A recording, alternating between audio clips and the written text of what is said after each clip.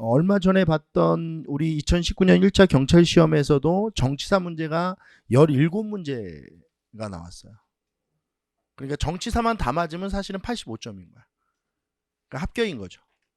근데 이제 우리가 이제 문제는 뭐냐면 정치사 문제라고 해서 정치사만 딱 나오는 게 아니고 정치사 안에도 경제사, 사회사, 문화사가 단원 통합형으로 들어가 있어요. 그러니까 정치사만 공부한다고 해서 사실은 되는 건 아닌데 일단 정치사를 잡아내는 것이 한국사 전체적인 어떤 틀을 이해하는 데는 굉장히 중요하기 때문에 이거를 먼저 좀 정리를 좀 하고 이후에 경제사라든지 사회사, 문화사는 좀 이렇게 시간을 내서 정리하는 방법으로 그렇게 가시는 게 효율적일 것 같아서 공무원과는 좀 다른 커리큘럼을 만들었습니다.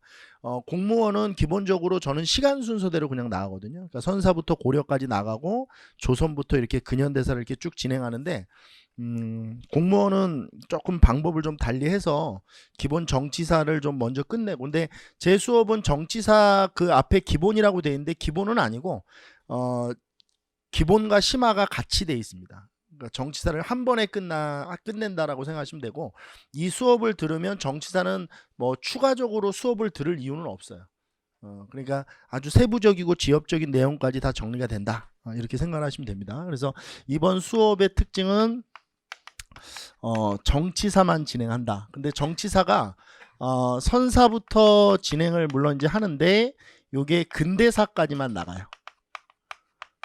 그럼 이제 어떤 부분이 비냐면 일제시대와 현대사 부분은 진도를 안 나갑니다. 일제시대 현대사는 특강으로 진행을 할 거예요. 특강으로 별도로. 그러니까 이게 지금 이 부분도 여기까지 하는데도 보충이 좀 필요할 거예요 아마. 그러니까 진도가 다 못 끝나기 때문에 일제시대 현대사는 특강으로 진행되니까 그거는 좀 주의를 좀 하셔야 돼요. 만약에 나중에 특강을 뭐 현장에서 듣고 싶지 않으시면 그냥 편하게 일제시대 현대사 부분은 커리큘럼을 본인이 짜서 투 트랙으로 들으시면 됩니다. 그러니까 지금 이거 나가는 거 따로, 그 다음에 일주일에 한 번 정도 시간 내서 인강으로 일제시대 현대사를 나가면 된다. 그러면 한 6월 말이죠, 한 7월 초 정도 되면 다 끝나는 거예요 정치사가. 그래서 이 부분에서 일제시대하고 현대사는 제외된다. 현대사는 특강으로 진행되기 때문에 미리 좀 말씀을 드립니다. 실제로 우리 수험생분들이 어려워하는 게 일제시대 현대사 파트를 어려워하세요. 그리고 실제로 당락이 결정되는 것도 대부분 다 일제시대 현대사입니다. 우리 수학도 그렇죠. 공부를 못 하시는 분들의 특징은 집합만 하죠. 그렇죠? 그 이제 국사 못 하는 분들의 특징은 앞쪽이 강해요. 그러니까 삼국시대 막 이런 왕의 업적 이런 건까지가 강하고, 뒤쪽으로 가면 이제 점수가 떨어지는 학생들은 그건 본인이 국사를 못 하는 거예요. 그러니까 국사를 잘 하시는 분들은 뒤쪽이 강합니다. 그러니까 일제시대 현대사가 강해야 실제로 합격하는데 별로 지장이 없다. 그 다음에 이제 두 번째를 좀 얘기를 좀 해보면, 제 수업 방법이 이제 매핑이라는 방법인데, 오늘 아마 수업을 들으시면 충분히 이해는 되실 거예요. 바로 이 매핑이라는 학습 방법은 제가 개발해낸 거는 아니고, 원래 그 제가 이제 대학원 다닐 때 일본에 그 이제 방문을 갔었는데, 일본에 견학을 갔었는데, 일본의 고시가 우리나라 고시보다 역사가 오래됐거든요. 근데 일본의 고시의 그 서적들이 대부분 다 매핑으로 돼 있더라고요. 그러니까 매핑이라는 건 뭐냐면 우리가 말로 돼 있는 게 글로 돼 있는 것들을 구조화시켜서 도식화시키는 겁니다. 이게 이제 구조화 도식화시킨다는 게 무슨 뜻이냐면,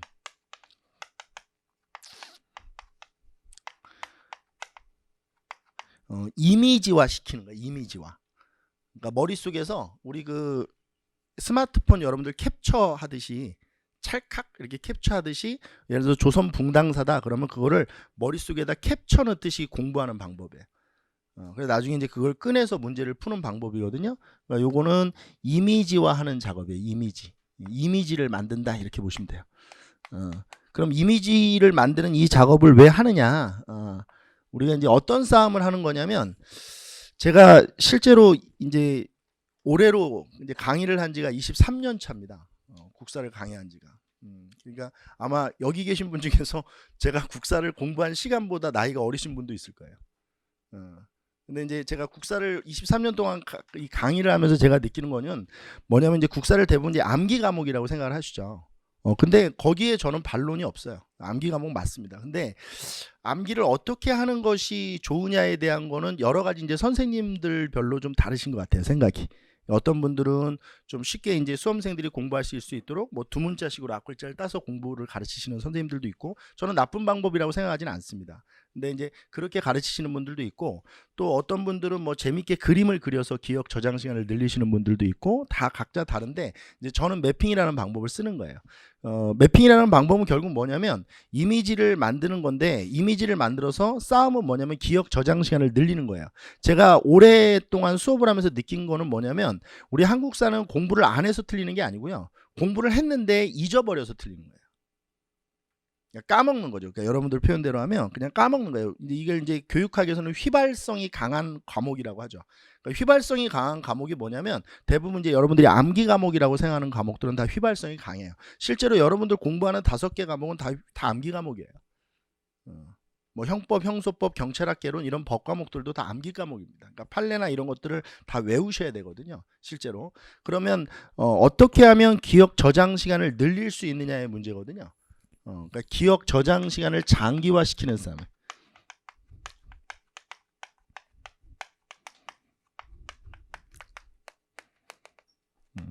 그러니까 결국 공부를 했는데 까먹는 걸 조금이라도 줄일 수 있는 방법이 뭐냐 이거죠. 요 싸움이다 이렇게 생각하시면 되고, 그러면 구조화 도식화하다 보면 뭐가 재밌냐면 항상 공부를 이 방법대로 하게 돼요. 그러니까 청동기 때 계급이 발생했다, 우리는 보통 이렇게 외우거든요. 근데 매핑은 그런 게 아니고, 청동기 때 계급이 왜 발생했는가에 주목하는 거예요. 청동기 때 계급이 왜 발생했는가. 그러면 이제 그 과정을 보면 왜라는 게 이제 풀리면, 왜라는 게 머릿속에 들어가잖아요. 그럼 아무래도 이제 기억 저장 시간이 길어지죠. 그러니까 예를 들어서 한번 보죠. 예를 들어서 어떤 사람이 있는데, 어떤 사람이 좀 술 먹고 막 주사를 부려요. 사람을 두들겨 팬다 이거야. 어떤 사람이 술만 먹으면, 그러니까 평상시엔 굉장히 얌전한데 술만 먹으면 사람을 두들겨 패는 사람이 있어요. 근데 그 사람이 뭔가 이렇게 사람을 두들겨 팰 때는 이유가 있을 거 아니야. 이제 그 현상만 보는 게 아니고, 근데 이제 알고 보니까 그 사람의 과거를 추적해 보니까 뭐 어려서부터 가정 폭력에 노출돼 있었다든지, 아버지가 술만 드시면 때렸어. 그럼 보통 이제 그걸 보고 자란 친구들이 똑같이 하거든요. 반대로 하거나 똑같이 해요. 심리학적 기제로 보면. 그러니까 이제 그 친구도 무의식 중에 아버님의 그런 폭력을 보면서 그걸 체득한 거죠. 근데 이제 그런 왜 그 친구가 술을 마시고 사람을 때리는가, 이거에 대한 이유를 알게 되면 그 친구를 보는 시각이 달라질 수 있죠. 그냥 현상만 보면 개새끼네 이렇게 할 수 있는데, 근데 그 친구의 어린 시절에 과거에 어떤 불행했던 그 과거를 공부하고 나면, 보게 되면 그 친구의 어떤 이 상황이 달리 보일 수도 있겠죠. 역사는 그런 시각을 배우는 학문이에요, 사실은.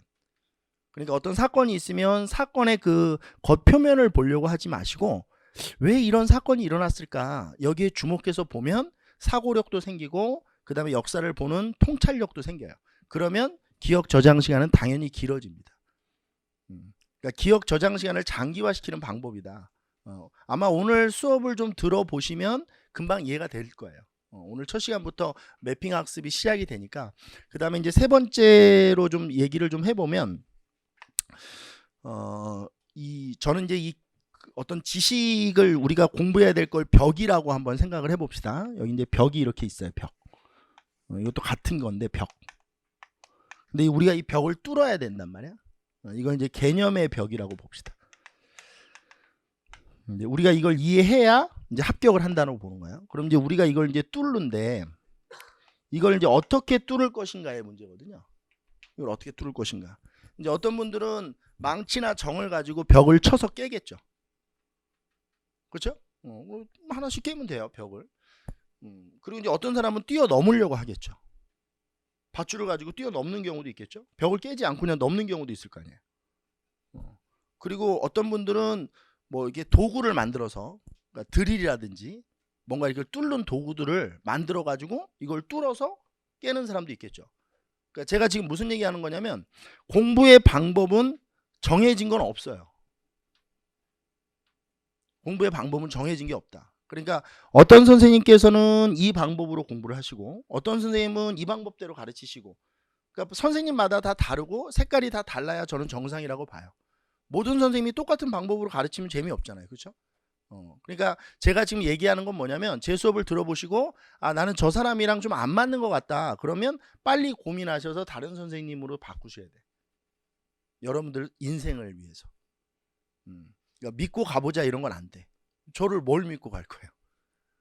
그런 게 아니고, 공부를 해보시면 아 내가 저 사람이랑 뭔가 맞는 것 같다, 그리고 저 사람의 가르치는 방법이 나랑 맞다 싶으면 확 가는 거고, 만약에 들어봤는데 아, 뭔가 이상하다, 그리고 문제도 잘 안 풀린다. 제일 중요한 건 문제가 안 풀리면 돼. 그죠? 우리가 어차피 공부라는 걸 문제를 풀려고 하는 거니까, 공부를 분명히 했는데 오늘 아마 수업이 나갈 거 아니에요? 그럼 다음에 데일리 테스트라는 게 있거든요, 우리 학원은. 그럼 데일리 테스트를 보는데 10문제를 보는데 9문제를 틀려. 막 이렇게 막 틀려. 그럼 뭔가 문제가 있는 거죠. 그죠? 수업을 열심히 들었는데 그렇게 나간다는 거는 뭔가 문제가 있는 거거든. 그러니까 그런 것들은 고민을 좀 해보시고, 학원 상담 그 선생님들이 계시니까, 담임 선생님이 계시니까 담임 선생님 상담을 하냐, 아니면 뭐 저는 상관없으니까 저한테 오셔서 상담하셔도 돼요. 저는 선생님과의 수업 방법과 좀 안 맞는 것 같습니다, 그러면 얘기하셔도 돼요. 저는 그런 건 되게 쿨한 사람이에요. 그리고 여러분들 인생을 담보로 잡고 저의 어떤 그 강의력을 보여주고 싶고 그렇진 않아요. 그러니까 여러분들 인생은 여러분들 인생이니까 여러분들이 선택하는 거예요. 그리고 만약에 이 시간이 정말 아까우면 뭐 다른 선생님 인강을 듣든지 하셔야 돼요. 이건 굉장히 중요한 얘기입니다. 그래서 방법적인 어떤 특징인데, 저는 이제 제 방법은 뭐냐면 여러분들한테 도구를 만들어 드려요. 뭐 드릴 같은 걸 만들어 드려요. 그러니까 여러분들이 이제 뚫을 수 있는 힘을 만들어 드리면, 그 뚫는 건 여러분들이 뚫으셔야 돼요. 뭐 드릴로 벽 뚫는 건 어려운 게 아니거든요. 근데 드릴을 만들어 내는 게 어렵죠. 그렇죠? 근데 드릴은 만들어 드리겠다는 거야. 근데 드릴을 갖고 뚫는 건 여러분들이 뚫어야 돼. 아마 요 얘기도 조금 수업을 들으시면 뭐 쉽게 이해가 되실 거예요. 그리고 나머지 이제 자질구레한 것들은 제가 수업을 진행하면서 하나씩 이야기할 수 있도록 하겠습니다. 그리고 그 이제 기본서와 관련된 이야기들을 많이 하세요. 왜 수업 시간에 기본서를 쓰지 않느냐, 그리고 이제 시중에 판매되는 필기 노트가 있거든요. 근데 왜 그걸 쓰지 않느냐 이런 얘기를 하는데, 우리 기본서를 받아보시면 알겠지만 그거는 수업할 수 있는 교재가 아니에요. 보시면 알겠지만 이거는 이제 고등학교 때 참고서처럼 쓰는 거예요. 그거 나중에 그걸로 공부하잖아요. 그럼 죽어요. 아마 한 4년 해야 될걸요. 그 안에 들어있는 내용 다 공부하려면, 기본서에 있는 거 다 공부하려면 4년 공부하셔야 돼. 4년. 그거 외우고 까먹고 하려면. 그러니까 그렇게는 공부할 수가 없어요. 비효율적이라는 거죠. 그래서 기본서에 들어있는 것을 도식화시키고 구조화시키는 작업이 필요해요. 그러니까 쉽게 얘기하면 압축시켜서 우리가 강렬하게 공부하는 게 필요하죠. 그러니까 기본서를 줄줄 읽고 이러는 거는 의미가 없어요. 그건 여러분들이 나중에 필요하시면 참고서처럼 읽으시면 돼요. 우리 고등학교 때 완자 이런 참고서 있죠. 두꺼운 거. 거기 보면 다 들어가 있잖아요, 내용들. 그렇게 활용하시면 돼요. 기본서는 그렇게 활용하는 거지, 기본서를 펼쳐놓고 수업을 하는 건 잘못된 거예요. 왜냐면 기본서를 펼쳐놓고 수업하면 뭐를 해야 되는지 알아요? 밑줄 그어야 되거든요. 최악의 수업이 뭔지 알아요? 책 펴놓고 밑줄 긋고 있는 거예요. 그거는 공부를 아예 시키지 않겠다는 얘기거든요. 그러니까 기본서는 사용하지 않고, 근데 기본서는 반드시 있으셔야 돼요. 왜냐하면 여러분들이 공부한 내용을 기본서로 확인을 하셔야 돼요. 그리고 사료 같은 것도 읽어보시고 지도 같은 것도 읽으면서 볼륨을 만들어내려면 기본서는 반드시 필요해요. 만약에 해커스 기본서가 없다? 그럼 다른 기본서라도 있으셔야 돼요. 기본서는 반드시 필요하다. 그리고 그 시중에 판매되는 노트를 펼쳐놓고 공부하시는 분도 있거든요. 그것도 이제 본인 취향이세요. 그렇게 하셔도 되는데, 이 문제는 제가 이거라고 그랬죠. 싸움은 기억 저장 시간을 늘리는 방법은, 제일 좋은 방법은 본인이 쓰는 거예요. 그러니까 쓰는 걸 기억 저장 시간, 그러니까 기억 저장 시간을 늘리는 방법 중에서 쓰는 걸 이길 수 있는 방법이 있으면 저한테 얘기해 주세요. 저는 그러면 이제 바로 돈을 많이 벌 수 있어요. 저도 그 방법을 20년 넘게 고민하고 있는 거예요. 쓰지 않고 기억 저장 시간을 늘릴 수 있는 방법이 있을까? 근데 없어요. 그러니까 쓰는 방법이 기억 저장 시간을 가장 늘리는 거예요. 그리고 최근 들어서 사실은 이렇게 지금 그나마 이런 거라도 이렇게 드리는 거지, 불과 한 4, 5개월 전에 제 수험생들은 다 썼어요. 이거 없이 그냥 맨 노트에다. 처음부터 끝까지 공책에다. 그래서 공책이 3권이 나오죠. 자기들의 필기 노트가. 그렇게 써서 다 합격하신 거거든요. 그리고 되게 재밌는 거는 우리 시중에 판매되는 그 노트를 보면 이름이 합격생 필기 노트 아닙니까? 그쵸? 그쵸? 시중에 판매되는 노트 이름이 합격생 필기 노트예요. 근데 저는 그 이름이 너무 웃긴 것 같아요. 합격생 필기 노트라고. 그럼 그 합격한 사람은 어떻게 해서 합격한 거야? 그걸 본인이 필기해서 합격한 거야. 남이 이거 필기한 걸 본 게 아니고. 이해되시죠? 무슨 얘기지? 그러니까 합격생 필기 노트라며. 그럼 합격생이 뭐 한 노트야? 필기한 노트잖아. 그러니까 그 친구는 그걸 필기를 해서 합격한 거라고. 남이 필기한 걸 보면 합격할 수가 없어. 남이 공부한 거 봐서 뭐 할 거야? 자기가 직접 쓰면서 공부해야지. 아무튼 제가 이렇게 처음에 강하게 이야기하는 거는 기억 저장 시간에 대해서는 타협이 없어서 그래요. 타협하고 싶지 않아서. 근데 나는 필기하는 게 너무 스트레스를 받는다. 예를 들어서 나는 필기가 악필이고 글씨도 못 쓰고 필기하는 것 자체가 공부를 하는 거에 너무 스트레스를 준다. 그럼 안 하셔도 돼요. 그러니까 이따가도 국사 공부하면서 얘기했지만 국사를 공부하면서 스트레스를 주는 요인들 있죠. 그걸 제거해 나가면서 하는 게 먼저예요. 그러니까 예를 들어 나는 국사 공부하는데 연도수 외우는 거에 너무 스트레스 받는다. 그럼 외우지 말면 돼요. 안 외우면 되는 거 아니야. 안 외우고도 문제 풀 수 있거든요. 충분히. 연도수 안 외우고도 문제 풀 수 있어요. 매핑 학습하면. 도식화해서 구조화시키면 이게 왼쪽에 있었던 건지 오른쪽에 있었던 건지 위치만 가지고도 풀리는 거 아니야, 순서가? 이게 위에 있는지 아래에 있는지 포지션에 맞춰서 풀 수 있거든요. 그러니까 연도수 안 외워도 돼요. 그러니까 연도수 외우는 게 스트레스면 안 외우시면 돼. 그리고 나는 책 이름 외우는 게 너무 스트레스다? 그럼 씨발 외우지 마. 그러니까 뭐 하려고 하니까 힘든 거야? 제가 매번 얘기하는데. 이 100점 맞으려니까 힘든 거야. 100점 맞으려고 공부하면 100점 맞아? 못 맞아. 100점 못 맞으세요. 힘들어요. 경찰 한국사를 어떻게 100점을 맞아요? 맞출 수 있겠지. 한 10년 하면 맞출 수 있겠지. 만점 방지용 문제 같은 건 못 맞추는 거야. 나오면.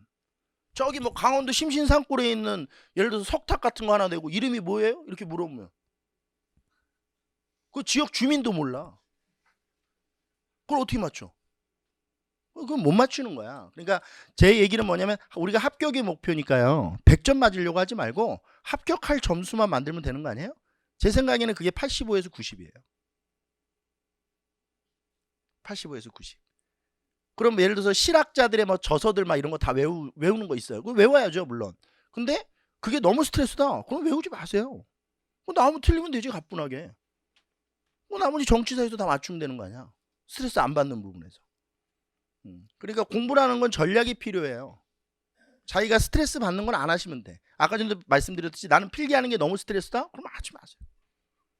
안 하시면 돼.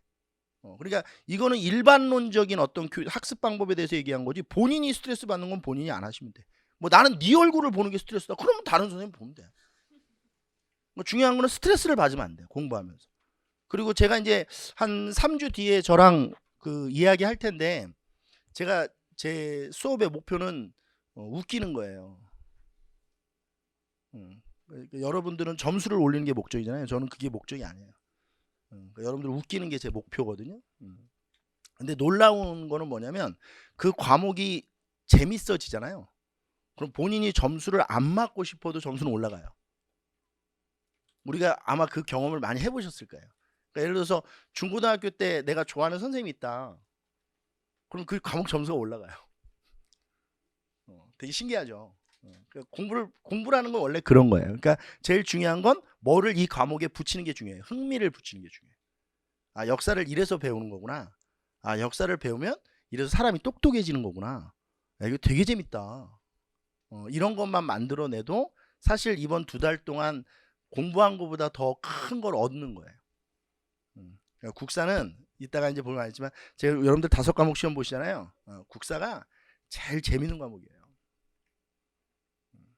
좀 우리 뭐 법과목 선생님들한테 죄송한데 법이랑은 본질이 달라요. 수준이. 그런 과목과는 수준이 다른 과목이에요. 우리 인문학이라고 하잖아요.